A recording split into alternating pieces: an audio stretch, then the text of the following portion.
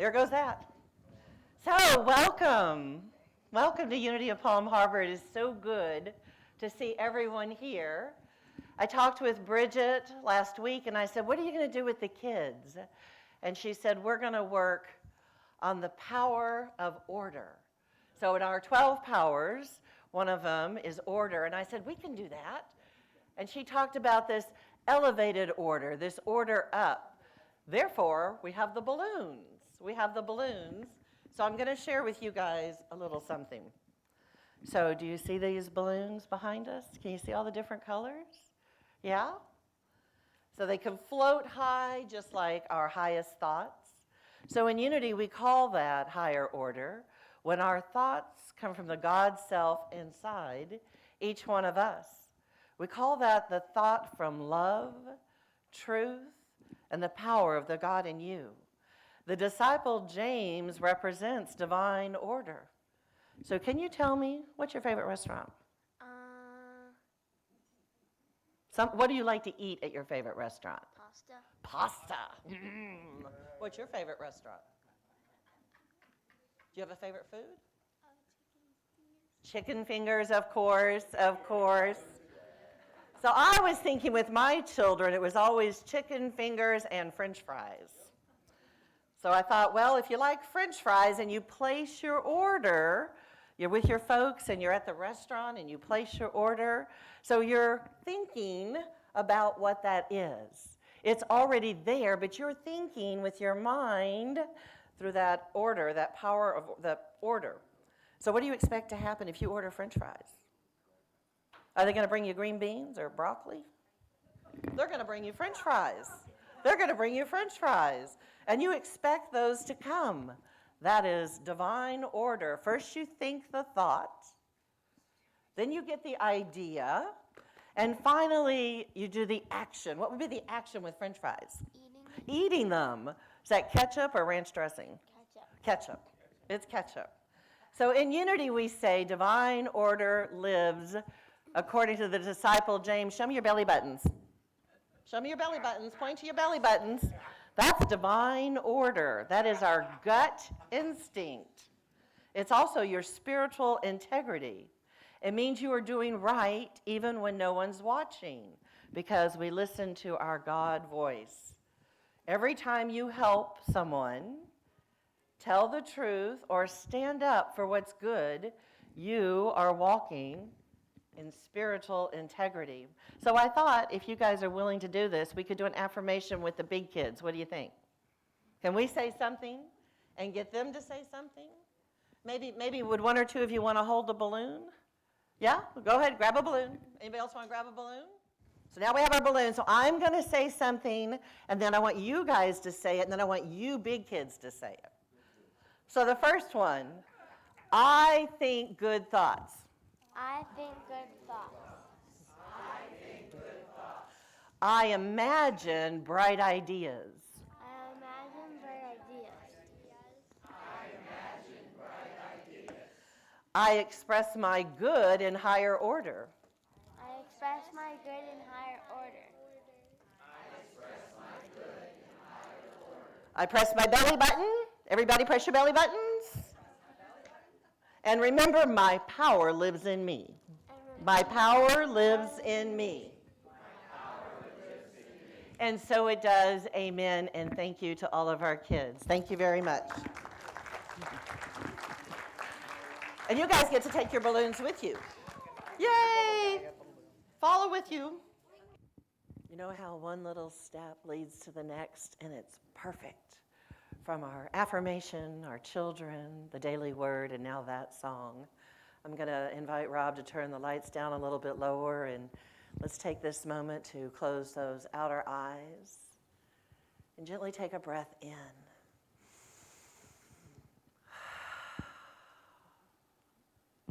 One more in. Deep in the lungs, and yeah. For that beautiful Trinity, powerful three, one more in. Let me hear you. Yeah. Woo. Exhale. Being fully present in this moment. feeling this wonderful vibration in here, from laughter and joy to an open heart, open mind, this incredible, talented pool of people that want to share love in different forms, through voice, through healing, through energy. We say yes. Yes to the magnificence of all of it. This is our community. So taking these delicious moments and asking the next question, I don't know, and it's already in divine order. Maybe you're looking at a move and that feels a little uncomfortable, and it's all in divine order. Maybe you are looking at changing a job, and it's already in divine order. Maybe you're in the mix of a brand new relationship or even ending a relationship.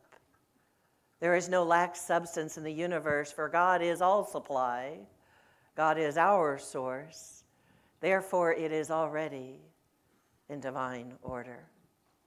So let's just take a moment in that beautiful space, the silence, that place in between creating, and just feel whatever's coming up for you in just a few moments of silence.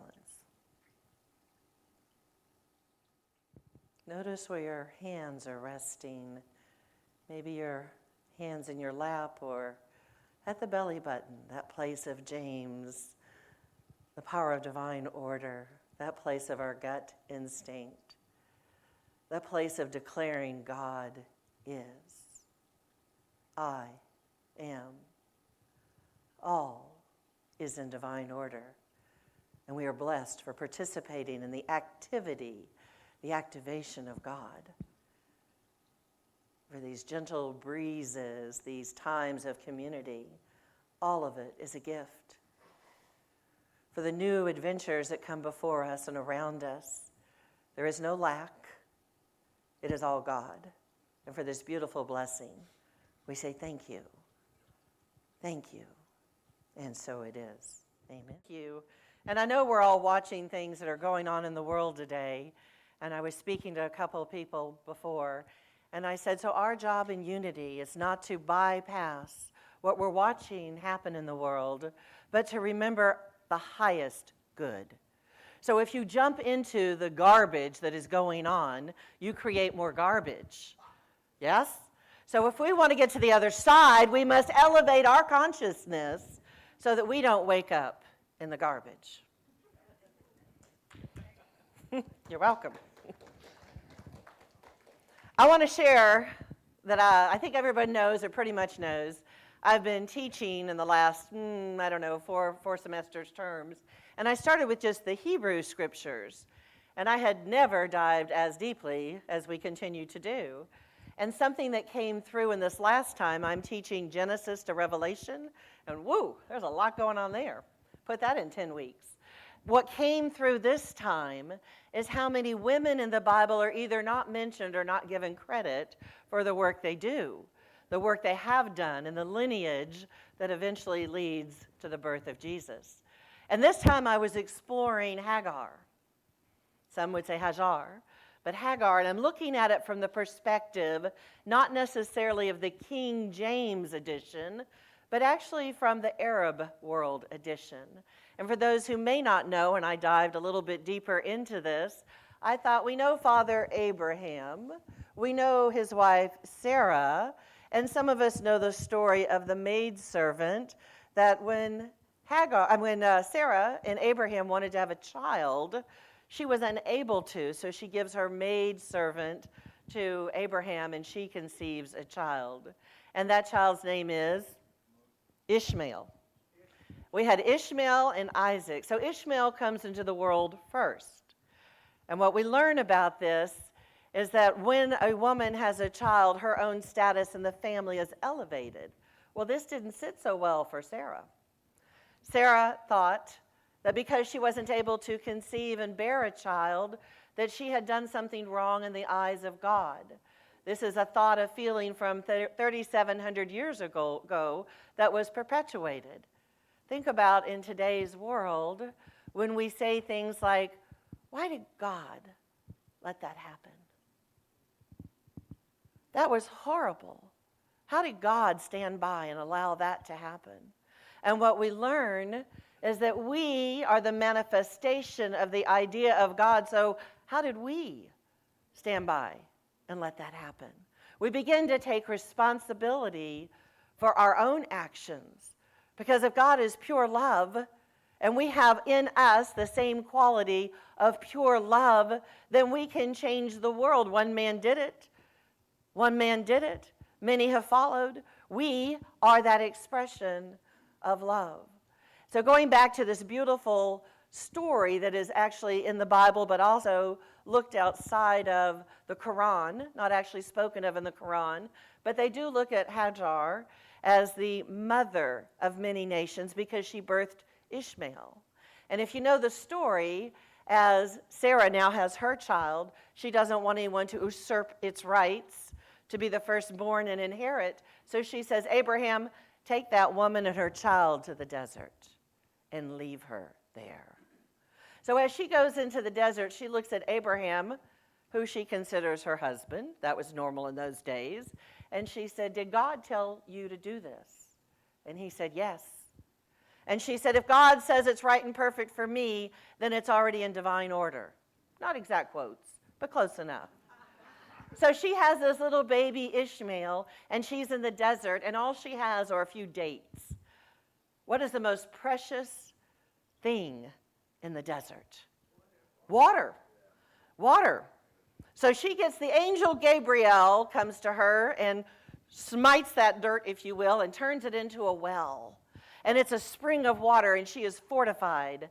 And the people come and they meet with her, and they take care of her and Ishmael. And when I look at this passage, I think, what do we know in the Christian teachings of the New Testament? Did Jesus not sit by the well with a Samaritan woman and say, this water is everlasting life? So what do you think came of with Ishmael and his mom?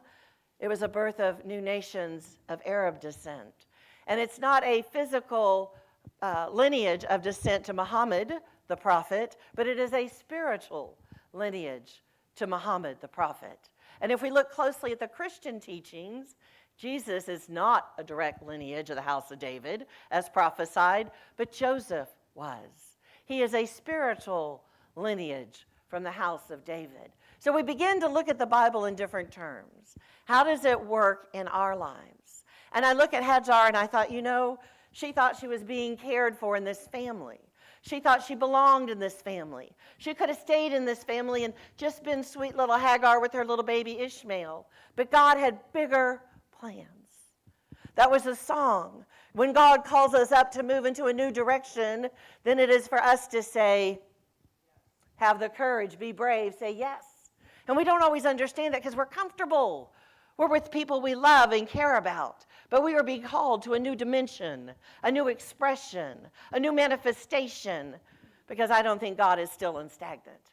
I believe God is active all the time, activating us, feeling within us what is my next level. It could be a relationship. It could be a job. It could be a move. It's whatever in your mind is no longer stagnant, and we're not comfortable. Sometimes we are called outside that comfort level. If little baby Ishmael and his mom had just stayed where they were, maybe it wouldn't have been the whole grand descent of the Arab nations and leading to Muhammad. If Jesus had stayed at Galilee and just talked with his disciples, maybe the movement of the Christian Jesus teachings never would have spread through the world. So what we have to do, what we acknowledge, what we invite into our lives, when we are open and receptive is, I heard the call and I answered. It's not always comfortable. I'm going outside that box. I'm stretching beyond what is comfortable for me. And yet I walk in faith. I walk in perseverance. I walk because I am guided within at that belly button spot, even if I don't know what everything is and how it's going to look. So I looked at these readings and these writings, and I thought, this is powerful stuff. We can get heady with it, but then start walking it. Start believing and having faith that you are not meant to suffer, but you are meant to live life abundantly. That you are meant to be that fullest expression, that manifestation, that idea of God in the human physical realm, spiritual beings, that connection to source, that divine order, and yet we are called in these physical bodies to have an experience, the evolution of our souls. So last night, going into a real kind of practical matter, something that might be more relatable, Gabriel Nelson and I went to our Fairy Godfathers Gala. And this gala is supported in the foundation by my hairdresser and his business partner. It's 11 years old, and they work with young women in high school in the Pinellas County area that don't have the means to go to prom. Now, I don't know how it was for everybody here, but prom is a big deal. You want the dress, you want the right restaurant, the right date. You want the right hair, you want the right jewelry. It's like a celebration of our youth moving into that next dimension. And some of us didn't go, and some of us went to 2 or 3 of them, but they saw a need in the community for women, young girls, who did not have confidence in themselves to be gifted. Isn't that a great name, my Fairy Godfathers? To be gifted by these 2 beautiful gentlemen and their foundation, a whole ride and the dresses. They go to Macy's early in the morning. They've been doing this long enough. The store closes, allows the girls to come in and get everything they need, and then they shine. They super shine to go out into the world and say, look, I can do this too. Well, what I found out in the recent months, it's not only the young women that they work with, but those of us who've gone through cancer. And they've gone through the treatments where we've lost our hair. Now, for someone who just loses their hair and they're like okay with it, they are. But for many of us, that's kind of a thing. It's how we show up in the world. We don't worship it, but we kind of like to have it. So when we show up in the world and we've gone through chemo and we've gone through radiation, and now we're bald on top of it and we're not feeling very secure in ourselves, these men have come forward and made their wigs. So last night, Gabriel Nelson and I were sitting at table number 3, and we were having a good time. We're all dressed to the nines, long dress. He's in a cummerbund and these beautiful velvet pink shoes. He's got my little bling blings on, and everybody's coming up to him. We met Joan Rivers at the red carpet at the front door. We were having a grand time. This was done so well. We're sitting at this table, and we're talking to people, and as the world turns, I found out that one of the ladies used to have her 3 little triplets right here in this church. What's the divine synchronicity in that one? So then we're having our little meal and we're listening to all the presentations, and this beautiful young woman gets up and she walks up on stage and she tells us her story. As a senior in high school, she had a form of cancer. That cancer really took her down. She said, I went through all the treatments, I did everything the doctors said, but my confidence was at rock bottom. And these 2 fairy godfathers came up to me and said, we're going to take care of you. And they built the wig, and they gave her the sustenance that she needed to continue forward. And now this beautiful woman at 22 years old is a junior at Hopkins University studying cancer for children. Yeah. So we don't call in cancer so we can hear God talk. Got it? We don't call in disease so that we can hear that message of what is mine to do. But these kind of things that are life-shifting, life-changing, we do begin to look a little more seriously at why am I here? And I don't believe we're meant to suffer. I don't think there's any glory that we're in pain. But I do think that glory, that understanding that comes through in the God world is that we need to get on task. We need to get on task. And so sometimes things happen in our life that we don't understand, and then the beautiful greater gift is to look outside afterwards. This beautiful, poised, confident woman is going to look at some child going through cancer and say, I know, because I've been there. I don't just know, I've been there. That kind of work, we can all do that kind of work. Holding someone's hand, chatting with someone, being present during grief. Celebrating the new babies, celebrating the new occasions, and to recognize that God is our source, our infinite source. There is no lack unless we perceive and pretend there is lack. Because the Father above said, if you will, in the spirit and allness of God, it is my great pleasure to give you the kingdom. It is my great pleasure to give you the kingdom. So our role is to discipline our thoughts. This garbage that is going on out in the world that is sucking us under, that is taking away our joy, yes, it is happening, and don't bypass it. You want to write your senators, you want to do that kind of action, you do your action. But I want you to be the high watch. I want you to hold and be the gatekeeper. I am going to envision a world that I want to live in, that I am sharing my joy, my love, my laughter, that I am increasing tenfold everything that is mine in the God light to do. And we can do this one beautiful light at a time. So remember, you have value. You are being heard. You have purpose. And I invite you in those moments of stillness, just be in that belly button. Think about, what is a belly button? It's a connection of life to mother. It is the connection of us to one another. Be in that beautiful space and say, yes, yes, we are abundant now, claiming it in the here, now, present. And thank you for all the gifts of the beautiful people who show up in our life, even our greatest teachers we don't like so much. Because then we have a real opportunity to be the eyes and ear of God and hold that high watch. And that's my invitation to you today. Continue to hold that high watch. And so it is. Amen.